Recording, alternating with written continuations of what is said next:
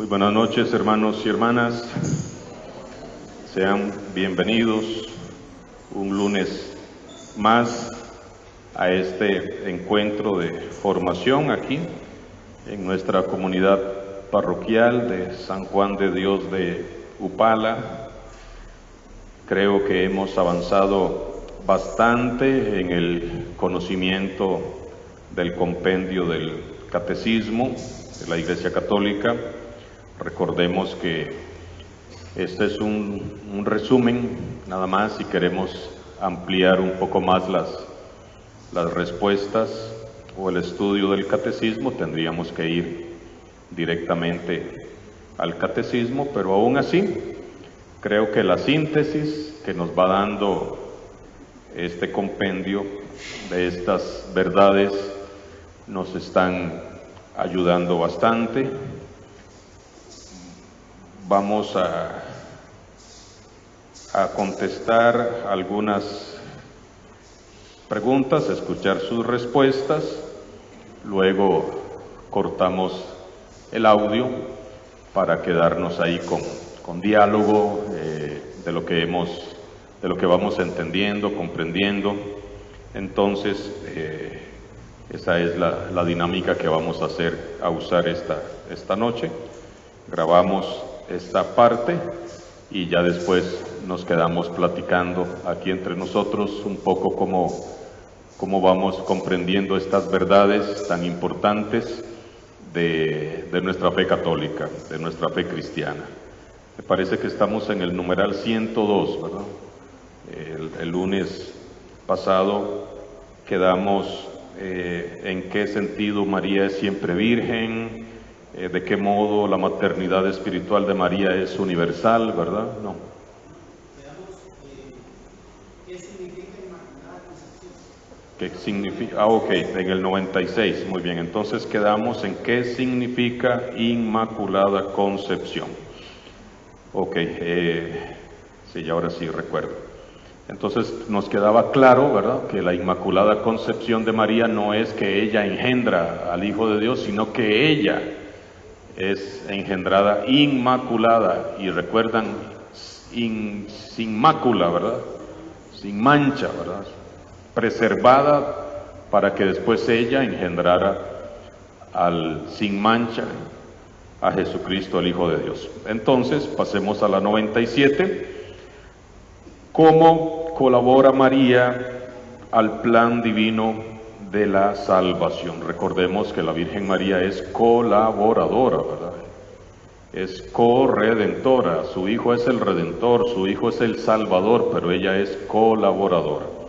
Responde el compendio diciendo: por la gracia de Dios, María permaneció inmune de todo pecado personal durante toda su existencia.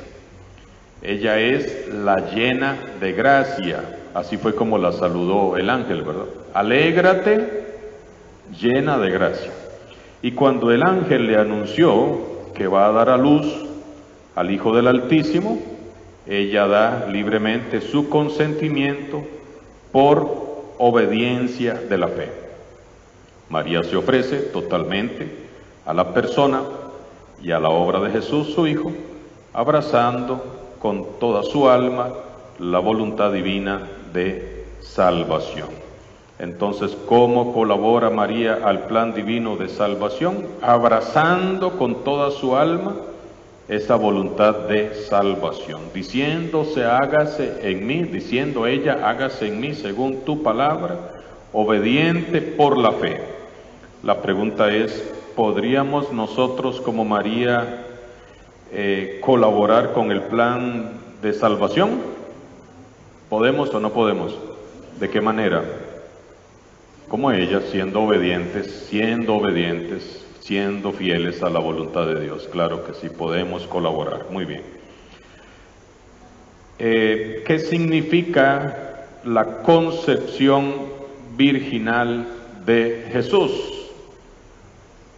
La concepción virginal de Jesús significa que éste fue concebido en el seno de la Virgen María solo por el poder del Espíritu santo, sin concurso de varón.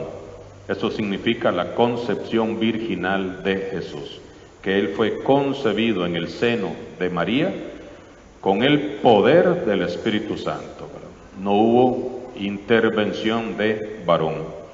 Él es el Hijo del Padre Celestial, según la naturaleza divina, ¿verdad?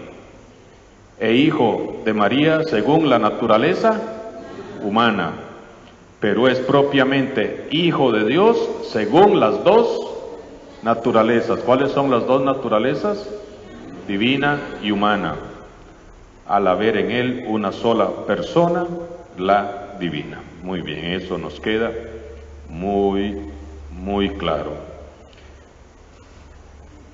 La siguiente pregunta: ¿en qué sentido María es siempre virgen?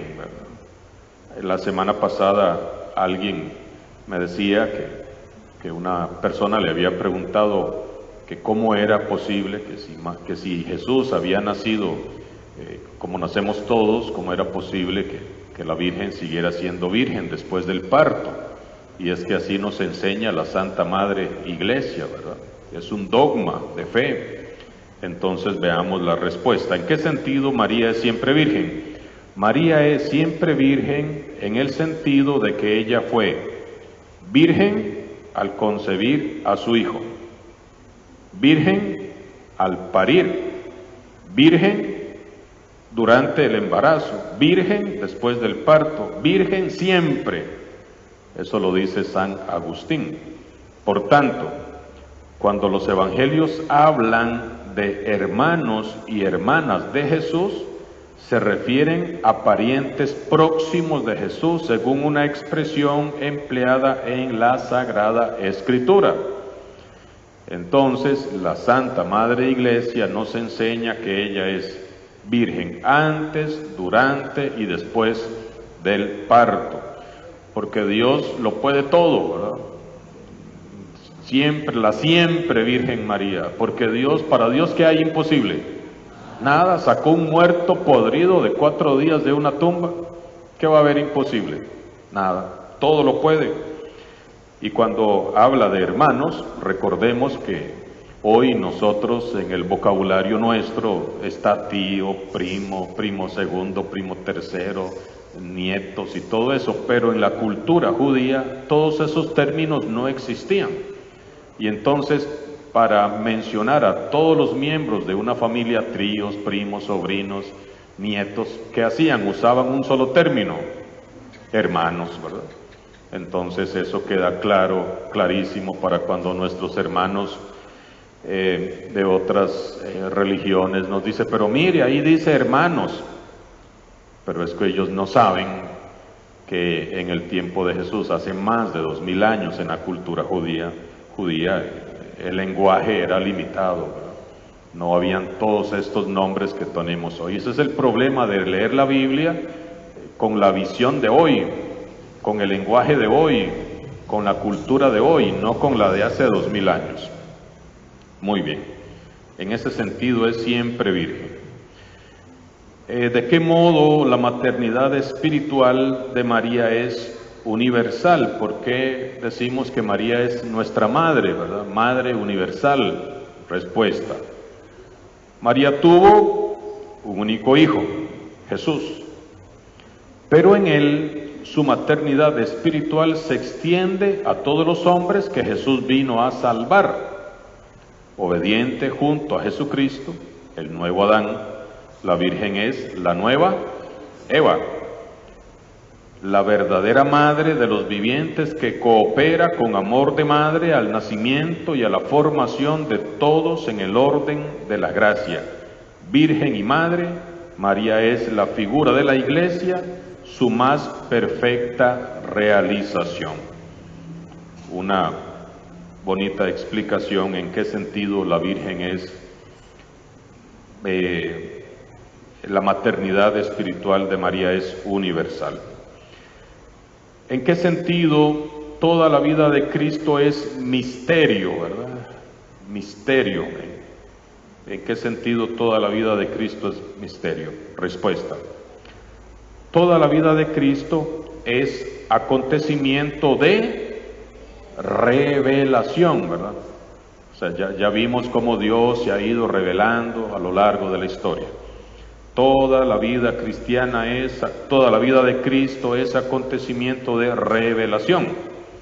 Lo que es visible en la vida terrena de Jesús conduce a su misterio invisible, sobre todo el misterio de su filiación divina. Quien me ve a mí, ve al Padre, ¿verdad? Ahí está la filiación divina. Quien me ve a mí, ve al Padre. Asimismo, aunque la salvación nos viene plenamente con la cruz y la resurrección, la vida entera de Cristo es misterio de salvación. Toda la vida de Cristo es un misterio de salvación, porque todo lo que Jesús ha hecho, dicho y sufrido tenía como fin salvar al hombre caído y restablecerlo en su vocación de hijo de Dios. En ese sentido es que toda la vida Cristo es misterio. En la vida entera de Cristo es misterio de salvación, porque todo lo que Jesús ha hecho, ha dicho, ha sufrido, tenía como fin salvar al hombre caído y restablecerlo su vocación de hijo de Dios. Muy bien. ¿Cuáles han sido las preparaciones históricas a los misterios de Jesús, ¿verdad? Estamos hablando del misterio de la salvación. En la persona de Jesús es ese misterio, no misterio como de los programas de televisión, ¿verdad? Qué susto, qué miedo, qué misterioso, ¿no? Sino cómo Dios ha actuado, ¿verdad? De una manera misteriosa en la persona de Jesús para salvarnos. Y toda la vida de Jesús pues es ese misterio de salvación. Tanto ha sido el amor de Dios por nosotros que la vida de Jesús se vuelve todo un misterio. Qué extraño, ¿verdad? Cómo Dios se hace ser humano, ¿verdad? Qué misterio que a su hijo lo claven en una cruz. ¿Por qué? ¿Por qué tanto dolor? ¿Por qué tanto sufrimiento? Es los misterios de la vida, de la salvación. En ese sentido, misterios.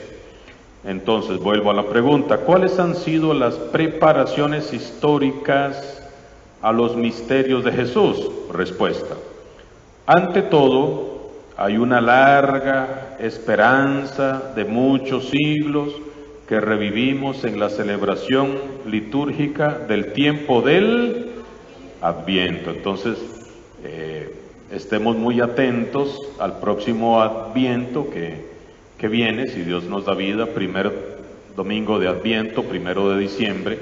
Ya a partir de ahí nosotros vamos a estar ya pendientes a la liturgia de la palabra para ver cómo esos misterios de salvación empiezan a desarrollarse, empezando con los profetas. Muy bien.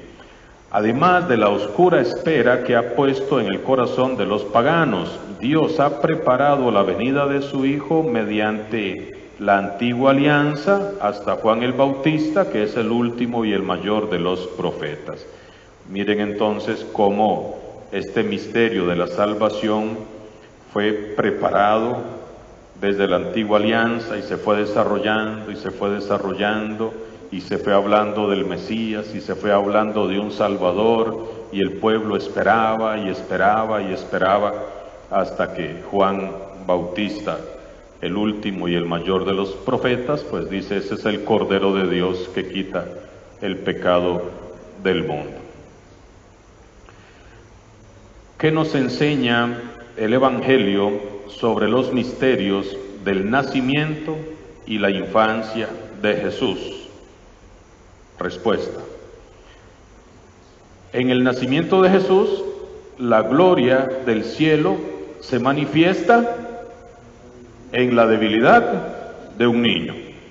Ahí está ese primer misterio, ¿verdad? En el nacimiento de Jesús, toda la gloria de Dios se manifiesta en la debilidad de un chiquitín ahí, ¿verdad? La circuncisión es signo de su pertenencia al pueblo hebreo y es prefiguración de nuestro bautismo. Entonces, para ser parte del pueblo hebreo era necesario ser circuncidado. ¿A los cuántos días? A los 8 días se circuncidaban a todos los niños judíos para que fueran parte ya del pueblo hebreo. Y dice que es ya una prefiguración de nuestro bautismo. A veces nos quedamos en que como Jesús fue bautizado grande, entonces hay que bautizar los grandes, pero lo presentaron a los 8 días para que ya perteneciera al pueblo con la circuncisión. La Epifanía es la manifestación del Rey Mesías de Israel a todos los pueblos. Durante la presentación en el templo, en Simeón y Ana, se concentra toda la expectación de Israel que viene al encuentro de su Salvador. Entonces, en estos dos personajes, Simeón y Ana, ahí está la espera de todo el pueblo de Israel. La huida a Egipto y la matanza de los inocentes anuncian que toda la vida de Cristo estará bajo el signo de la persecución. Su retorno de Egipto recuerda el Éxodo y presenta a Jesús como el nuevo Moisés. Él es el verdadero y definitivo liberador, es decir, cada suceso, cada acontecimiento en la vida de Jesús tiene un profundo significado. El nacimiento de Jesús, la circuncisión, la presentación en el templo, la epifanía, la huida, la matanza de los inocentes, el retorno de Egipto, todo eso tiene un significado en el misterio de la salvación, en la historia de la salvación. ¿Qué nos enseña la vida oculta de Jesús de Nazaret? ¿Alguien se había preguntado esto? Todos esos largos 30 años de Jesús en donde no se dice nada, solo que a los 12 años se perdió y lo encontraron y después de ahí regresó a su casa, crecía en sabiduría y en estatura y 13, 14, 15, 16... 20, 25 años, ahí no dice absolutamente nada. ¿Alguna vez alguien se ha respondido qué nos enseña esa vida oculta de Jesús? ¿Y qué se ha respondido? ¿Qué nos enseña esa vida oculta de Jesús antes de que leamos la respuesta? Dorita. Una vida común y corriente como la de nosotros. Como ser humano, verdaderamente humano, digamos lo que estaba aprendiendo a ser humano, comprendiendo a los humanos seguramente, ¿verdad? Sintiendo como humano. Veamos la respuesta.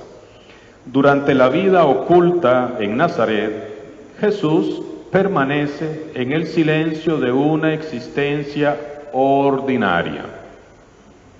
Nos permite así entrar en comunión con Él en la santidad de la vida cotidiana. Eso es muy bonito, ¿verdad? La vida cotidiana te santifica. La vida diaria, la vida de familia, la vida de trabajo, te santifica. Hecha de oración, de sencillez, de trabajo, de amor familiar. Eso es muy bonito. Ahí está Jesús, como hombre, como joven, como adolescente, como adulto,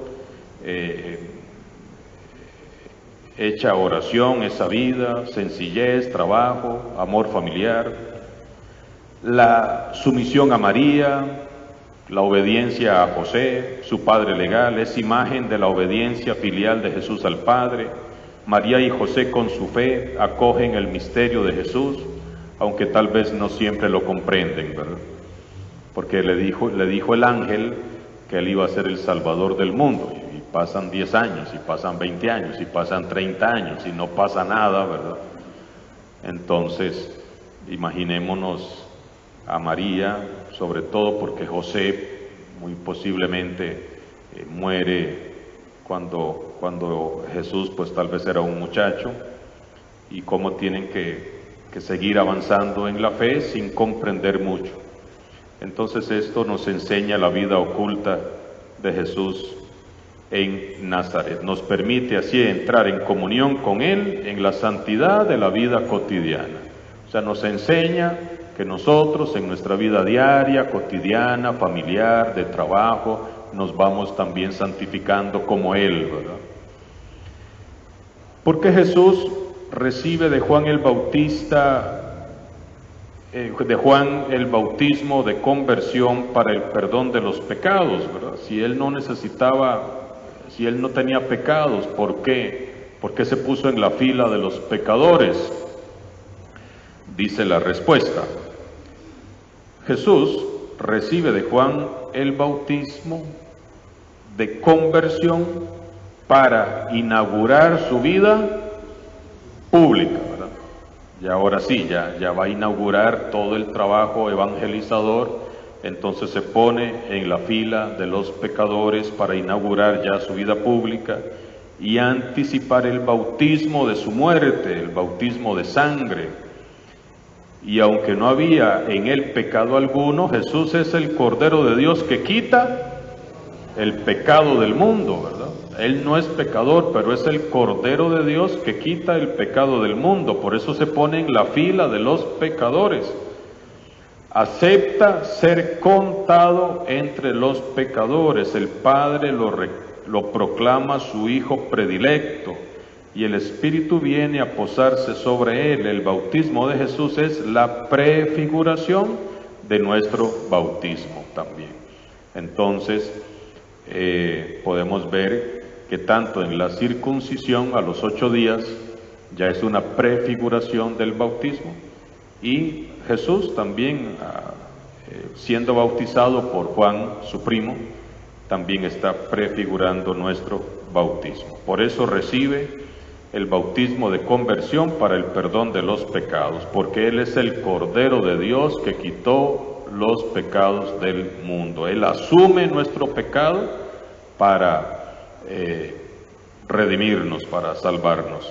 Esto es muy importante, sobre todo cuando nosotros andamos ahí arrastrando nuestros pecados y pensamos que no tenemos perdón de Dios, y pensamos que vamos para el infierno porque nuestros pecados esto y los pecados el otro. Ya hay alguien que cargó todos esos pecados. Entonces no tengo que vivir toda mi vida como arrastrando mis pecados, porque ya hay alguien que los tomó, ya hay alguien que los asumió, ya hay alguien que me salvó. Entonces, en vez de vivir hundido por el pecado, tengo que vivir feliz y alegre porque hay alguien que me dio salvación, y entonces tengo que vivir como salvado y no como condenado. ¿Qué nos revelan las tentaciones de Jesús en el desierto? ¿Alguien quiere responder antes de que leamos la respuesta? ¿Qué nos revelan las tentaciones de Jesús en el desierto? ¿Qué opinan? ¿Qué creen? Gerardo.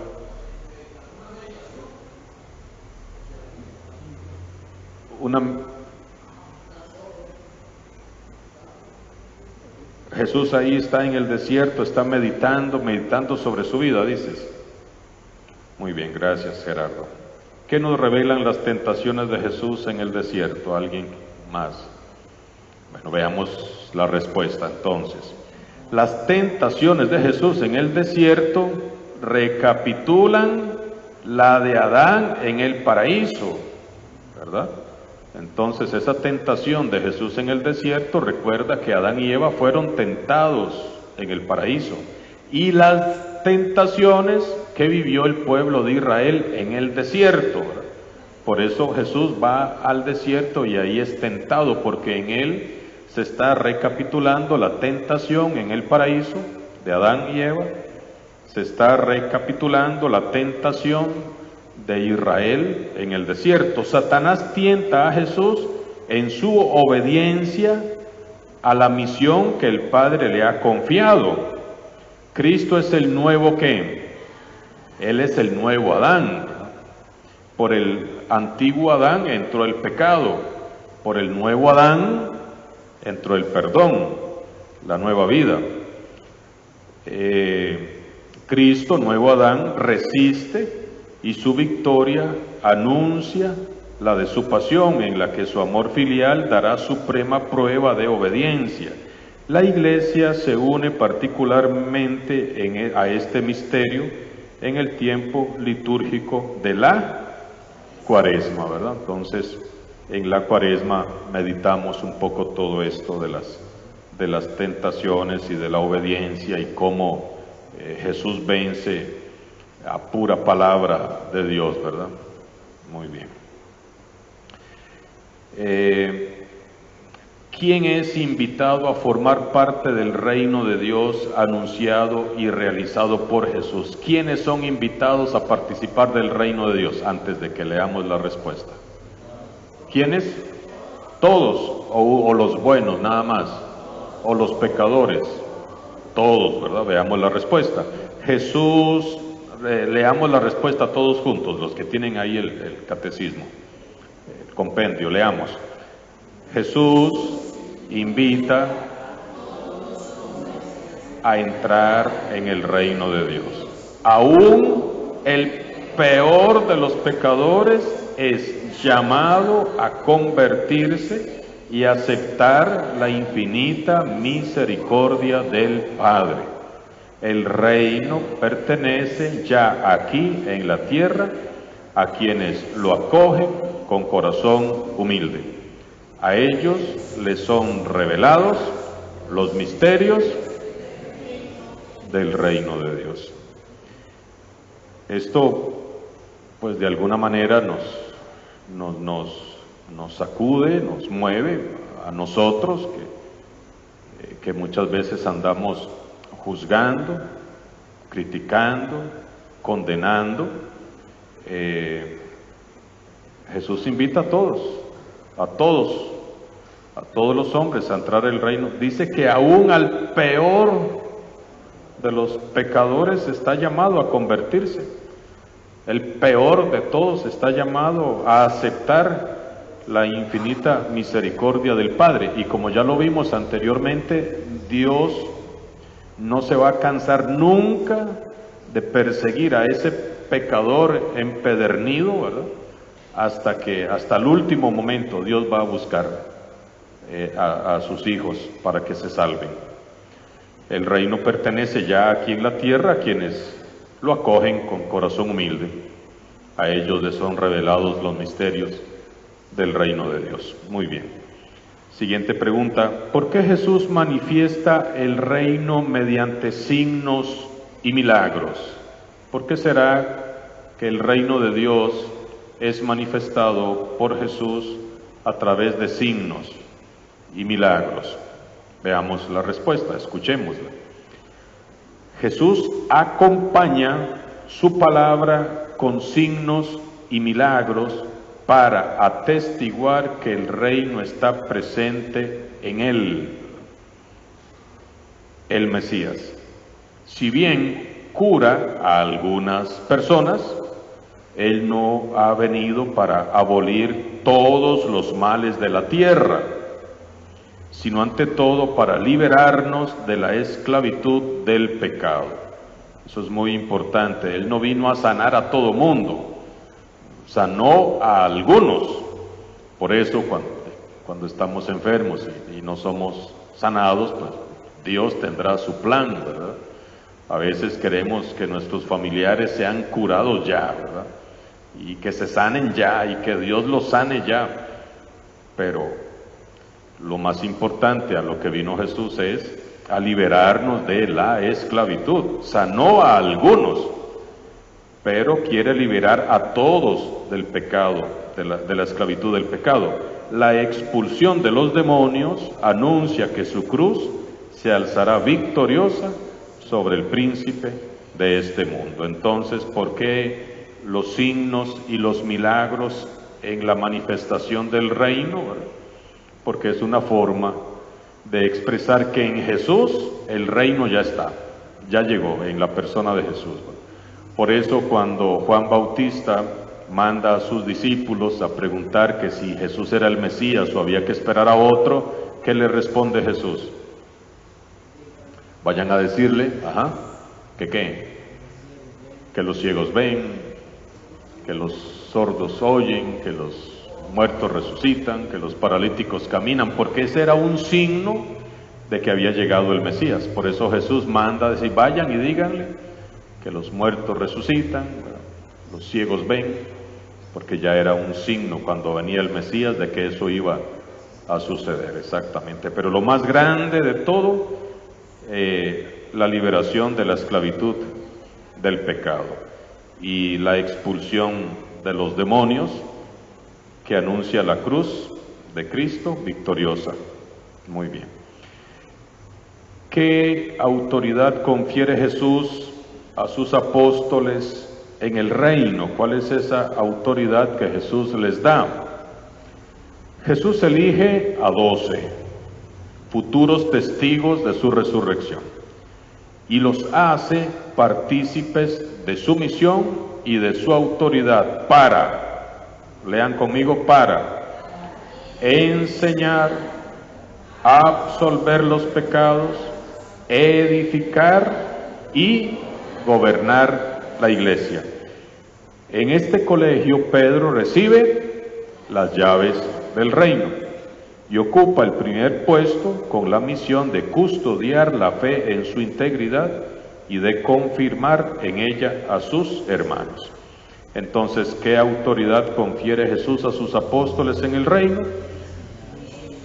Enseñar, absolver los pecados, edificar y gobernar la iglesia. ¿Quién es el que construye la iglesia? ¿Quién construye la iglesia? ¿Se quedaron patinando? ¿Quién la construye? Jesús. Él es el que la construye. Yo edificaré, yo construiré mi iglesia. Los apóstoles tienen esa autoridad para enseñar, absolver los pecados, edificar y gobernar la iglesia, pero el que la construye es Jesús. Muy bien.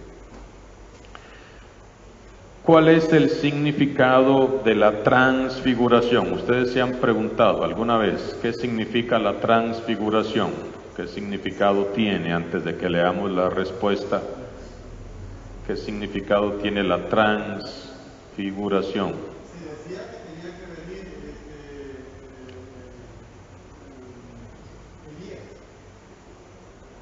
Moisés y Moisés. Sí, bueno, ahí aparecen Elías y Moisés, ¿verdad? Cristian. En ese momento Jesús nos quiere enseñar, hace poco hablamos de signos. Sí, Jesús hizo signos visibles a través de las oraciones, ¿verdad? sí. En este momento de la transfiguración también Jesús les enseña a los apóstoles el reino de los cielos. Muy bien, a través de la transfiguración Jesús está enseñando, ¿verdad? Está mostrando el reino de los cielos. Eso lo hace antes de padecer su pasión, ¿verdad? Y entonces está mostrando a ellos que lo van a ver crucificado, que hay un más allá, que hay otra etapa. Veamos la respuesta que nos da el catecismo. En la transfiguración de Jesús aparece ante todo la Trinidad. Eso es importantísimo, que nos quede claro, clarísimo. Aparece ante todo la Trinidad. El Padre en la voz, ¿verdad? El Hijo en el hombre y el Espíritu Santo, la nube luminosa. Ahí está la Santísima Trinidad presente, ¿verdad? Entonces, tal vez nunca lo habíamos visto de esa manera. No sé si alguien había visto la presencia de la Santísima Trinidad en la transfiguración, la voz del Padre, Jesús, el Hijo, y la nube luminosa, el Espíritu Santo. Eso lo dice Santo Tomás de Aquino. Al evocar junto a Moisés y Elías su partida, Jesús muestra que su gloria pasa a través de la cruz y otorga un anticipo de su resurrección y de su gloriosa venida, que transfigurará este miserable cuerpo nuestro en un cuerpo glorioso como el suyo. Entonces también la transfiguración nos muestra que este cuerpo miserable nuestro, como dice el catecismo, va a ser transfigurado en gloria el día de nuestra muerte. Seremos gloriosos como Él. Dice la liturgia bizantina: en el monte te transfiguraste, Cristo Dios, y tus discípulos contemplaron tu gloria en cuanto podían comprenderla. Así, cuando te viesen crucificado, entenderían que padecías libremente y anunciarías al mundo que tú eres en verdad el resplandor del Padre. Esta es una liturgia diferente a la liturgia romana. La liturgia bizantina es una liturgia católica, pero no del rito nuestro, sino del rito bizantino. Ustedes saben que hay varias formas de celebrar la liturgia en la Iglesia Católica, ¿verdad? Nosotros celebramos la liturgia romana, esta es otra liturgia bizantina, muy bonita también, muy llena de signos. Bueno, ¿cómo tuvo lugar la entrada mesiánica de Jesús en Jerusalén? Vamos a ver qué nos responde. En el tiempo establecido, Jesús decide subir a Jerusalén para sufrir su pasión, morir y resucitar, como Rey Mesías, que manifiesta la venida del reino. Entra en la ciudad montado sobre un asno y es acogido por los pequeños, cuya aclamación es recogida por el santo de la misa, ¿verdad? Bendito el que viene en el nombre del Señor, hosana, sálvanos. Con la celebración de esta entrada en Jerusalén, la liturgia de la Iglesia da inicio cada año a la Semana Santa. Así empieza la entrada mesiánica de Jesús en Jerusalén. Veamos cómo estos misterios de Jesús son vivenciados a lo largo de toda la liturgia, ¿verdad? Ya nos hablaron en el tiempo de Adviento, ahí se nos manifiesta cómo fue que se preparó a lo largo de la historia de la salvación, pues la venida del Hijo de Dios, de Jesucristo. Ya nos dijeron que en Cuaresma, en otro tiempo litúrgico, pues ahí se medita las tentaciones de Jesús en el desierto y todo ese significado. Y ahora pues nos está diciendo también que esta entrada mesiánica de Jesús en Jerusalén la meditamos durante la Semana Santa. Es muy importante, son muy importantes los tiempos litúrgicos. Lamentablemente, a veces, sobre todo ahorita, el comercio nos echa un poco a perder, porque desde octubre ya entra uno a los centros comerciales y Navidad, llegó Navidad en octubre, ¿verdad? Porque lo que les interesa es y ya los adornos y ya todo de Navidad en octubre, y ni ha terminado el tiempo litúrgico. ¿En cuál tiempo litúrgico estamos? El ordinario, ¿verdad? Que no por ser ordinario significa que no es importante. Y no nos dejan ni siquiera vivir el Adviento. ¿Cuándo empieza el Adviento? El primer domingo de diciembre este año. El 1 de diciembre empieza el Adviento. ¿Adviento es Navidad? No es Navidad, ¿verdad? Es la preparación. Es la preparación para la Navidad. Entonces, desde ya les invito para que ahorita del 1 de diciembre en adelante pongan algunas pascuitas, ¿verdad? Algunas pascuas, algunas cositas pocas como signo de Adviento. Y después del 16 no pongan el portal todavía. Si alguien ya lo puso, vaya y lo quita o lo tapa o lo que sea, pero no es tiempo ya de tener el portal hecho. y por ahí del 16 de diciembre que empieza la segunda parte del Adviento, que ya es la preparación a la Navidad. Ahí ya pueden poner un poquito más adornos navideños, el portal de Navidad, el árbol de Navidad, para ir como de acuerdo al tiempo litúrgico. Terminemos con Cristo Rey, terminemos el tiempo ordinario y ya después entramos al Adviento, que es la espera. Y ya después del 16, 17, más claramente, ya más ambiente navideño. Muy bien. ¿En dónde estamos? En Upala. ¿Quién es? ¿Perdón? 112, ok.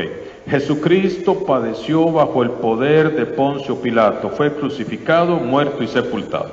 Recordemos que estamos viendo el credo así, pedacito por pedacito, ¿verdad? O sea que si ya no lo aprendemos, qué significa el credo que rezamos cada domingo, ya no hay cuándo. Más explicado que lo que aquí lo tenemos.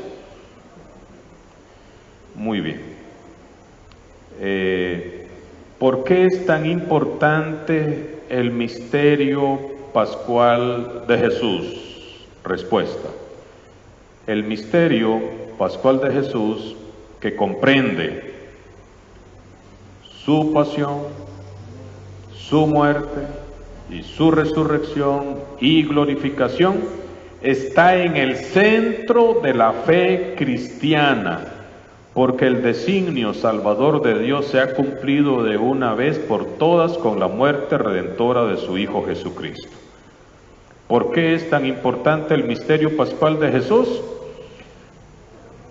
Porque que comprende pasión, muerte, resurrección y glorificación, porque está en el centro de la fe cristiana. El misterio pascual de Jesús es el centro, por eso la madre de todas las vigilias, ¿cuál es? El Triduo Pascual, el sábado de gloria. Ahí está el centro de toda la fe cristiana, en la pasión, muerte, resurrección y glorificación de nuestro Señor Jesucristo.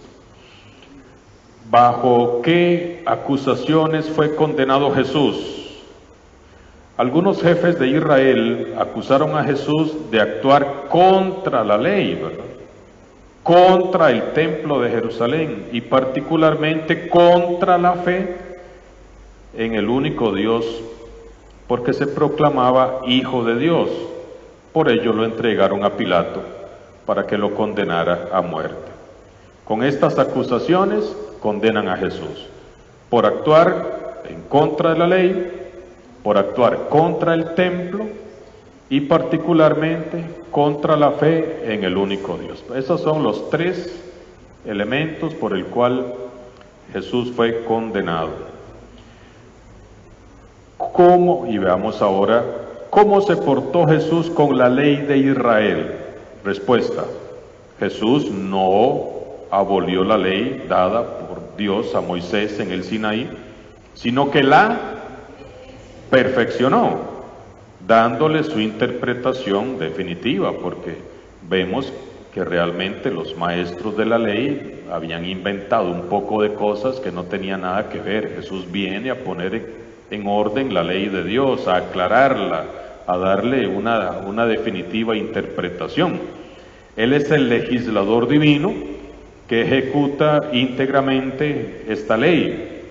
Aún más, es el siervo fiel que con su muerte expiatoria ofrece el único sacrificio capaz de redimir todas las transgresiones cometidas por los hombres contra la primera alianza. Entonces, Jesús no actuó contra la ley, sino que la viene a guiar, a orientar, a darle plenitud, a interpretarla definitivamente.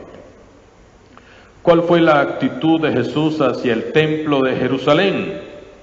Jesús fue acusado de hostilidad hacia el templo, sin embargo, lo veneró como la casa de su padre, ¿verdad? No hagan de la casa de mi padre un mercado. Y allí impartió gran parte de sus enseñanzas, pero también predijo la destrucción del templo en relación con su propia muerte, y se presentó a sí mismo como la morada definitiva de Dios en medio de los hombres. Contradijo Jesús la fe de Israel en el único Dios y Salvador. Se opuso Jesús a que había un solo Dios. Jesús nunca contradijo la fe en un único Dios, ni siquiera cuando cumplía la obra divina por excelencia, que realizaba las promesas mesiánicas y lo revelaba como igual a Dios, el perdón de los pecados. La exigencia de Jesús era creer en Él y convertirse. Permite entender la trágica incomprensión del Sanedrín, que juzgó que Jesús merecía la muerte como blasfemo. Entonces Jesús nunca contradijo la fe en el Dios único. ¿Quién es responsable de la muerte de Jesús? ¿Alguien quiere responder sin ver la respuesta? ¿Quién es el responsable de la muerte de Jesús? Usted, David. Muy bien. ¿Alguien más? ¿David es responsable de la muerte de Jesús? ¿Yo? ¿Adrián Martín? ¿Gerardo Pizarro? ¿Usted es responsable? ¿Dorita, usted es responsable de la muerte de Jesús? ¿Adonais, usted es responsable de la muerte de Jesús? ¿Sí o no? ¿Somos nosotros responsables de la muerte de Jesús? Pues veamos a ver. La pasión y muerte de Jesús no pueden ser imputadas indistintamente al conjunto de los judíos que vivían entonces, ni a los restantes judíos venidos después. Lean conmigo esa parte. Todo pecador, o sea, todo hombre, es realmente causa e instrumento de los sufrimientos del Redentor, y aún más gravemente son culpables aquellos que más frecuentemente caen en pecado y se deleitan en los vicios, sobre todo si son cristianos. ¿Quiénes son los responsables de la muerte de Jesús? Todos nosotros, en la medida que nos deleitamos, ¿verdad?, en el mal y frecuentemente caen en el pecado y se deleitan en los vicios, sobre todo si son cristianos. Todo pecador, o sea, todo hombre, es realmente causa e instrumento de los sufrimientos del Redentor. Yo puedo ser instrumento de sufrimiento para Jesús, en la medida que no doy un cambio, que no lo acepto como Salvador, en la medida que sigo insistiendo en el mal, en el pecado, frecuentándolo como tal. Muy bien. ¿Por qué la muerte de Cristo forma parte del designio de Dios? ¿Por qué mandar a su Hijo para que lo mataran? ¿Verdad? Qué extraño, qué misterio. ¿A quién se le ocurre, tome, mate a mi hijo para salvar a todos? ¿Verdad? ¿Quién haría eso? Veamos la respuesta. ¿Por qué la muerte de Cristo forma parte del designio, ¿verdad?, del designio de Dios? Veamos a ver si eso sí no es, tomen, mátenlo, ¿verdad? Como que no suena, ¿verdad? O sea, mandó a salvarnos, no a que lo matara, pero se lo matamos en vez de aceptarlo como Salvador. Dice, al fin de reconciliar consigo a todos los hombres destinados a la muerte a causa del pecado. Es que ahí está el misterio del amor inmenso, porque ¿quién era el que tenía que morir? Éramos nosotros.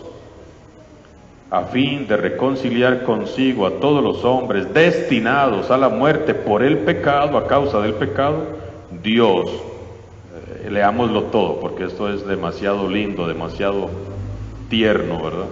Muy bien.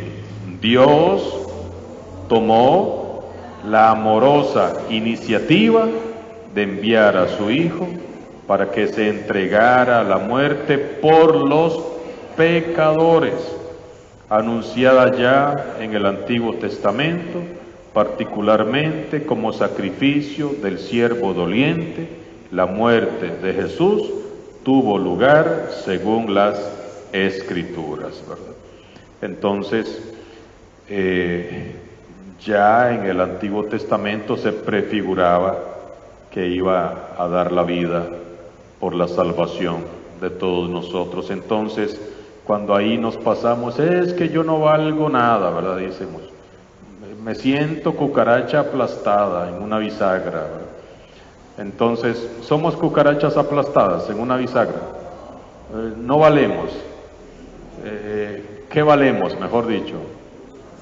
La sangre de Cristo, ¿verdad? Somos pecadores, sí, pero valemos la sangre de Cristo que nos redimió, que nos salvó. Entonces hay motivo para andar ahí con el moco caído, deprimido y frustrado y que ya me quiero morir y que me siento una cucaracha. No, no somos ni cucarachas aplastadas, somos redimidos por la sangre de Cristo, amados hasta el extremo. Tanto amó Dios al mundo, ¿verdad?, que envió a su Hijo único para que diera la vida en rescate por muchos. Muy bien. ¿De qué modo Cristo se ofreció a sí mismo al Padre? Toda la vida de Cristo es una oblación. ¿Qué es una oblación? Es un ofrecimiento, ¿verdad? Si alguien no sabía la palabra es una oblación, es un ofrecimiento, es una entrega. Entonces, ya me perdí, me ubican. 19, ok. Toda la vida de Cristo es una oblación libre al Padre para dar cumplimiento a su designio de salvación. Él da su vida como rescate por muchos y así reconcilia a toda la humanidad con Dios.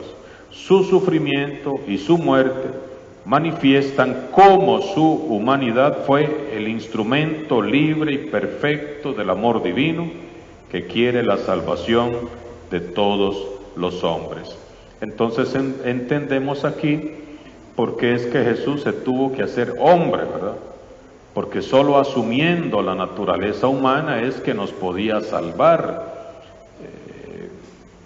Porque Adán y Eva fueron los responsables del pecado y el único que podía restituirle a Dios, pues todo eso, toda esa, era un hombre perfecto, Jesús.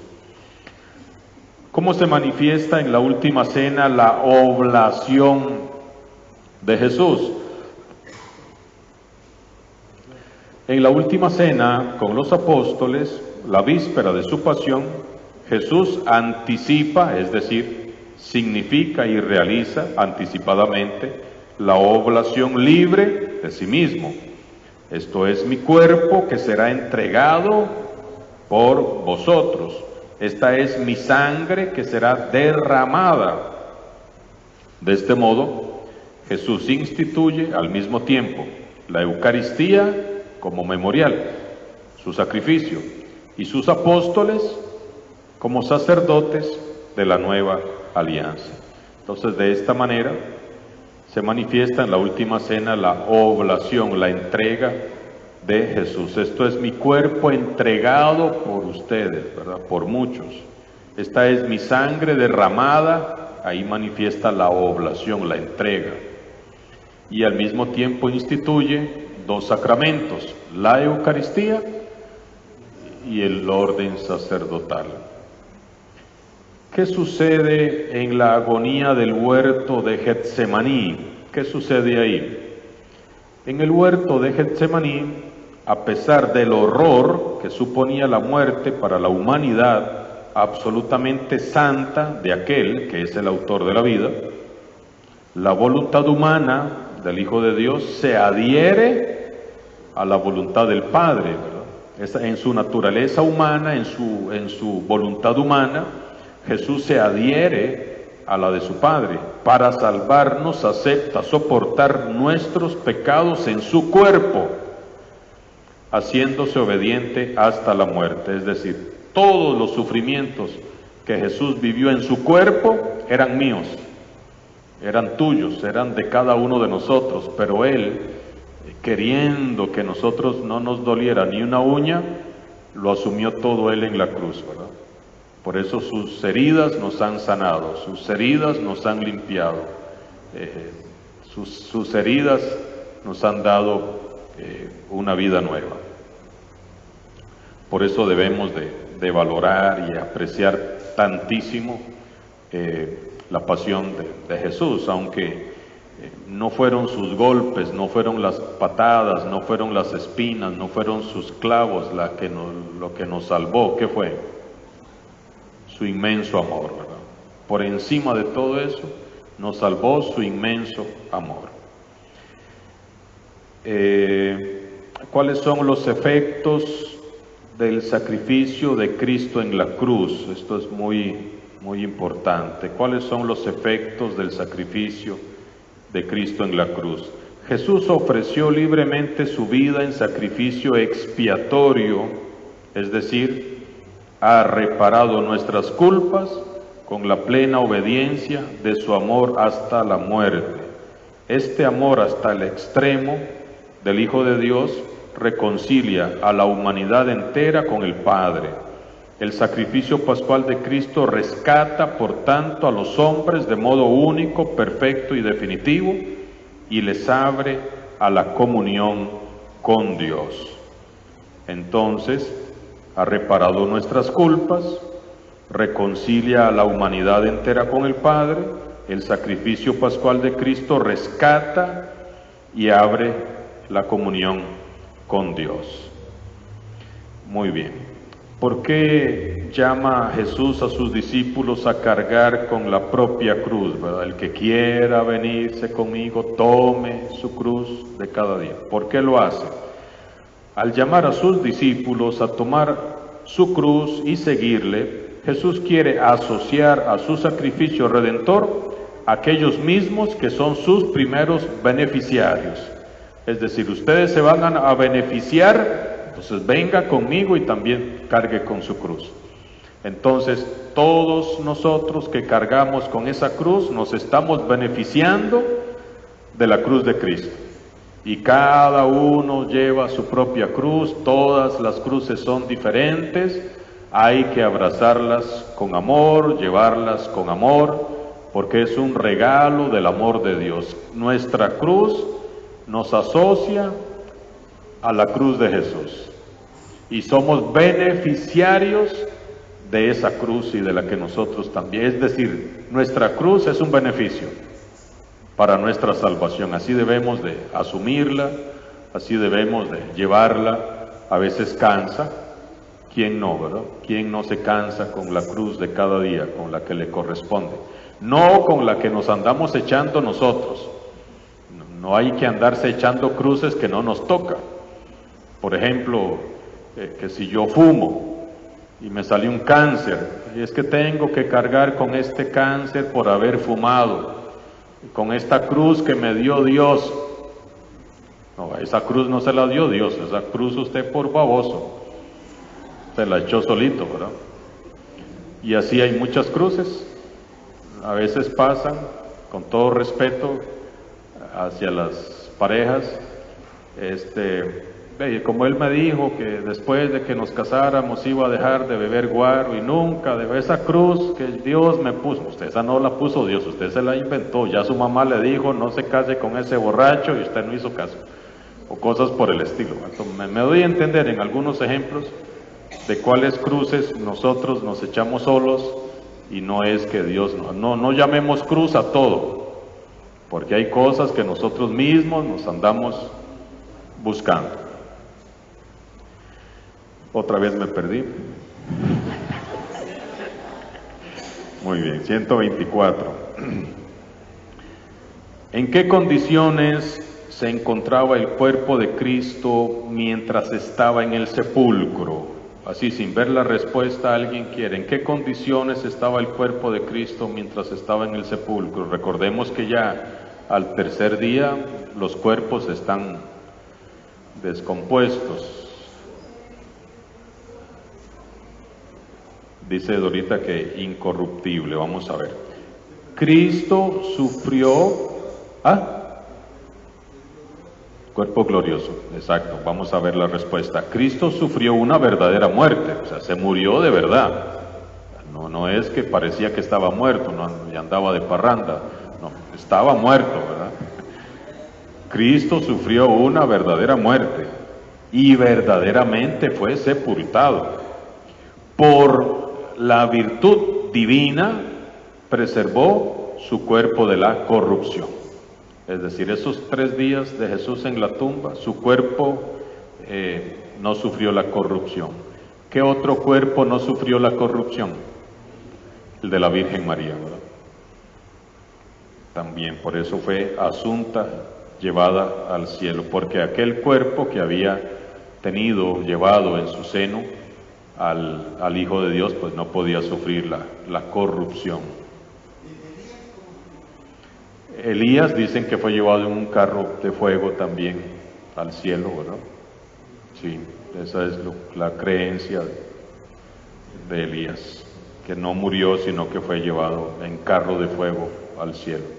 Sí, Señor. Muy bien, vamos a quedarnos aquí